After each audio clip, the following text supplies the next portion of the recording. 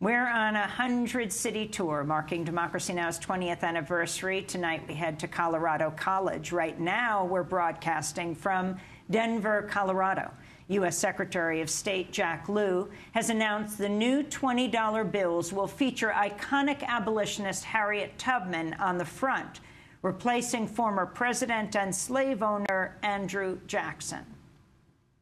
Harriet Tubman is one of the great American stories. A woman born a slave, illiterate for her whole life. She brought many, many people out of slavery through the Underground Railroad by time and again risking her own life to save others. She did intelligence for our Army during the Civil War.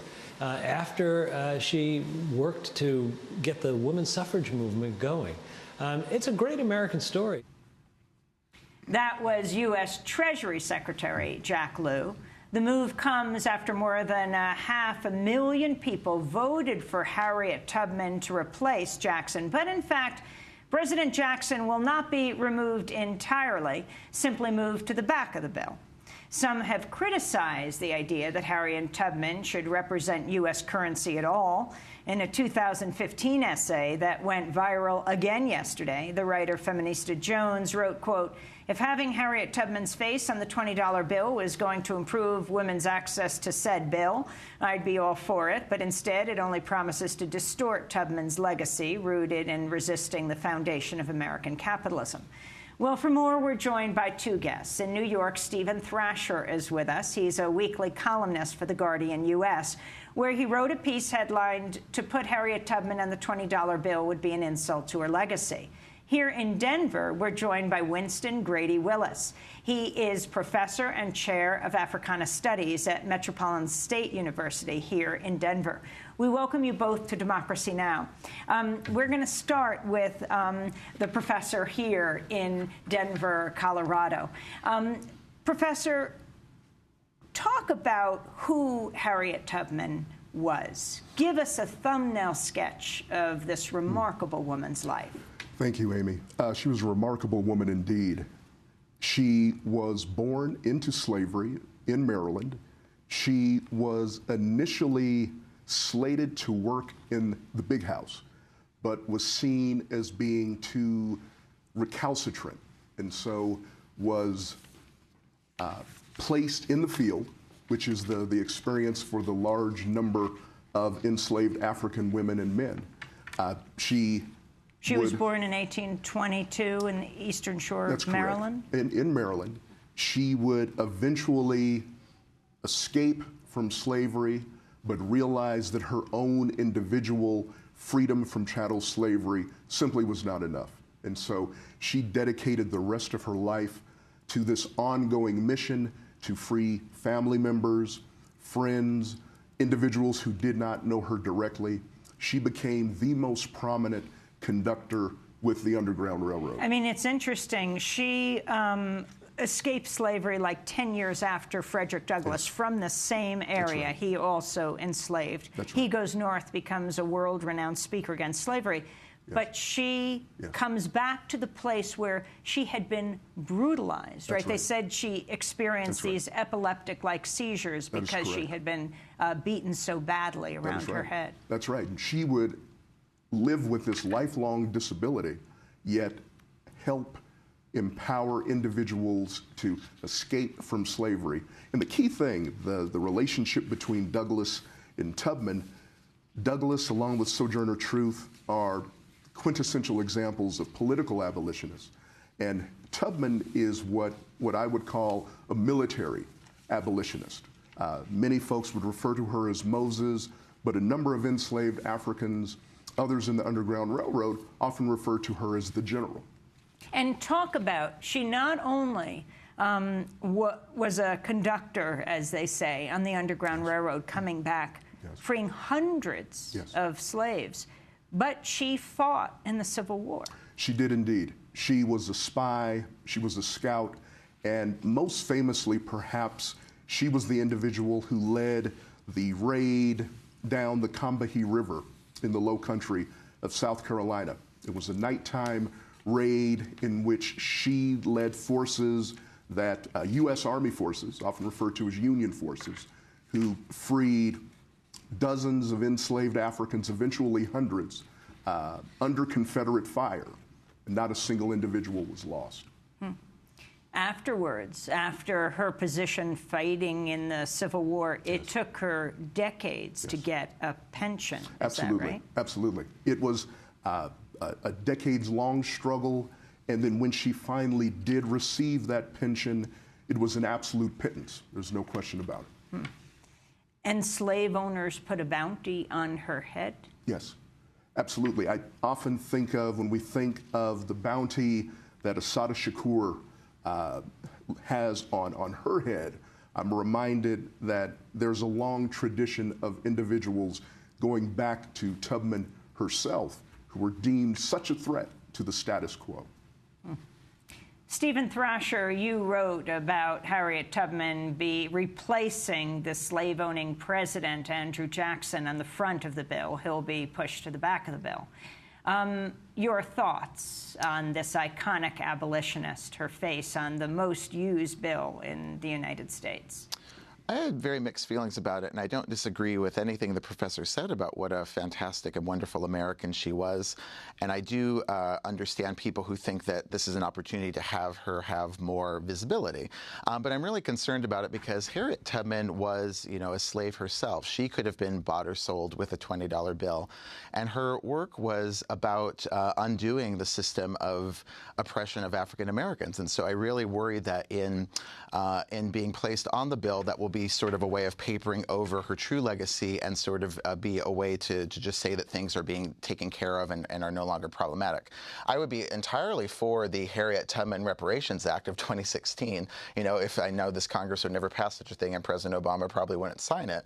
But I'd be all for having something happen where Harriet Tubman was used to address the economic inequality of African Americans still to this day. But I'm really worried about seeing her face on this bill, starting to see her face on mattress sales or electronic store sales or things like that, and just seeing the American dollar consume one of our heroes who is really about undoing the ways that American capitalism used our bodies to capitalize this country. I wanted to read you a quote from NPR pointing out that putting Tubman on the $20 bill would be poetic because of a special historical resonance that's the same amount she eventually received from the U.S. government as her monthly pension for her service as a nurse, scout, cook, and spy during the Civil War, as well as her role for her status as the widow of a veteran. Stephen Thrasher, your response. I would be more persuaded that that was useful now if we were at a place where African Americans and African American women were earning, equal pay and had equal wealth. But the fact of the matter is that right now, white families have about 12 times the wealth of black families in this country. Black women earn something like 64 cents on the dollar to white men.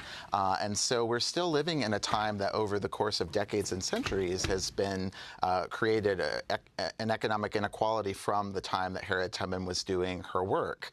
And these things haven't been addressed. We have, of course, racial disparities that happen across millions of people, but there's specific companies like, as I wrote in my piece, Aetna Insurance, that they insured slaves, they made their money off of slaves, they made their wealth off of slaves, that very much fueled the economy of this nation for hundreds of years, and that led to these disparities that we still have.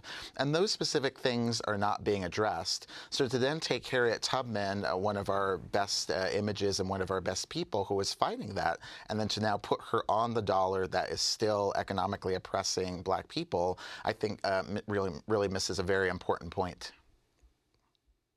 Professor Winston Grady-Willis, this whole issue of her representing capitalism. Yes. I think that Stephen Thrasher makes a really important point. His piece is excellent, and he and a number of other individuals, political prisoner, freedom fighter, Jalil Montequin, make very, very important points here. And so in many ways, I'm actually in agreement. But at the end of the day, perhaps it's the practical bones in my body. I think that having Tubman as the face on the $20 bill actually provides an opportunity for a number of us to go beyond an elementary school narrative and discussion of her life and legacy. She is an extraordinary figure.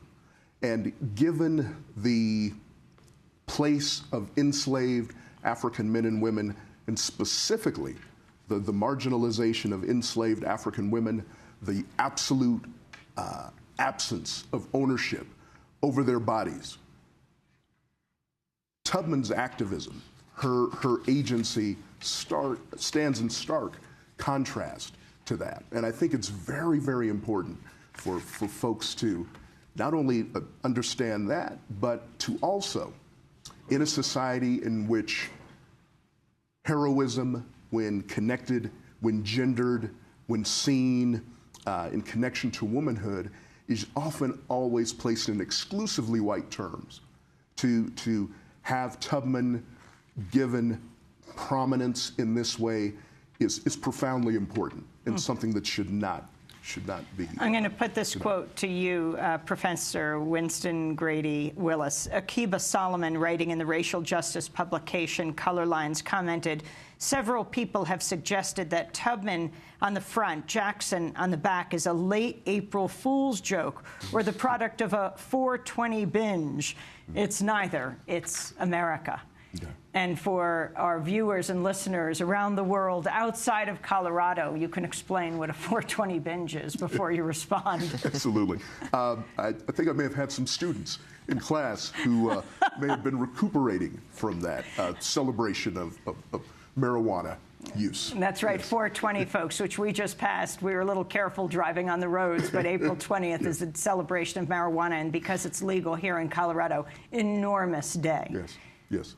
But what about that? Jackson on the back, Tubman on the front. Andrew Jackson is arguably a war criminal. He is someone who was unapologetically a slaveholder and an individual who played a very critical role with respect to the genocide of indigenous populations. And so the positionality, the juxtaposition of this woman who escapes slavery, who would go on to command the respect of U.S. Army generals, to sort of supplant Jackson, that's not lost on any of us. It's not lost on any of us. Jackson was one of 18 presidents who owned slaves. That's correct. Interestingly, he was not only a slave owner, but participated in the genocide against the indigenous population, the Cherokee people calling him Sharp Knife, indicating his extreme violence against them. Absolutely, absolutely. And so, again, with all of the contradictions, the ironies that are in play here, what cannot be lost is that those of us who do the work, whether grassroots activists, whether educators, we have a responsibility to take this moment and to celebrate Tubman on our own terms. We've seen already that the mainstream corporate media, that individuals in high places often will have a particular narrative, whether it's on Dr. King and his holiday, which is really a social justice movement holiday. But it's incumbent upon us. It's our obligation to take this moment in terms of the $20 bill to reaffirm Tubman's place, what she represents in terms of black womanhood, black agency, and the bedrock and central importance that blacks themselves played during the U.S. Civil War.